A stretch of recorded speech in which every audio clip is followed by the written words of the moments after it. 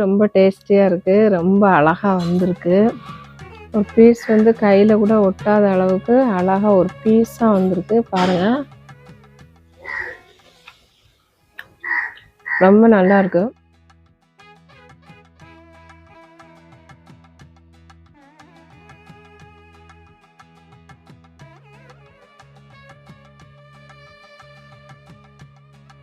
உங்கள் வீட்டில் கேஸ் தட்டுப்பாடுன்னு ரொம்பவே வருத்தமாக இருப்பீங்க. வருத்தப்பட வேண்டிய அவசியமே இல்லை.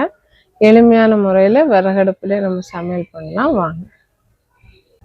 இது பாரம்பரியமான சுவையான ஆரோக்கியமான சமையல். கோலி சோடா சேனலுக்கு உங்களை வரவேற்கிறேன். இன்னைக்கு வந்து ஈஸியான மெத்தடில் ஒரு கேரட் ஹல்வா தான் நம்ம பண்ண போகிறோம். ஈஸியான மெத்தடில் பண்ணலாம். எப்படி செய்யலாம்னு பார்க்கலாம்.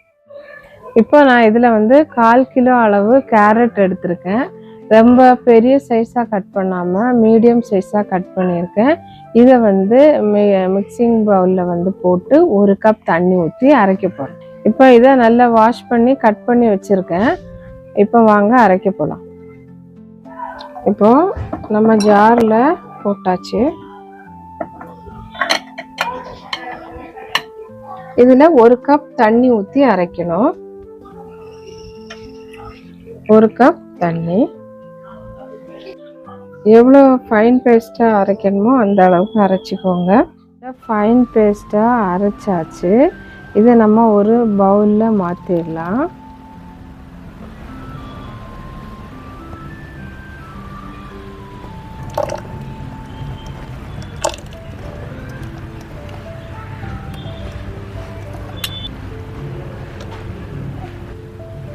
இப்போ நம்ம இதை அரைச்சி ஊற்றியாச்சு. இதில் வந்து 1/2 டம்ளர் கார்ன்ஃப்ளவர் நம்ம எதில் அளவு எடுத்தோமோ அந்த அளவு கப்பில் எடுத்துடணும்.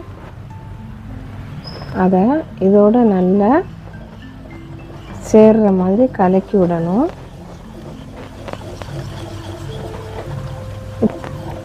கேரட்டோட கலரே நல்லா இருக்கிறதுனால நம்ம இதில் வந்து எந்த ஃபுட் கலருமே சேர்க்க வேண்டிய அவசியமே இல்லை.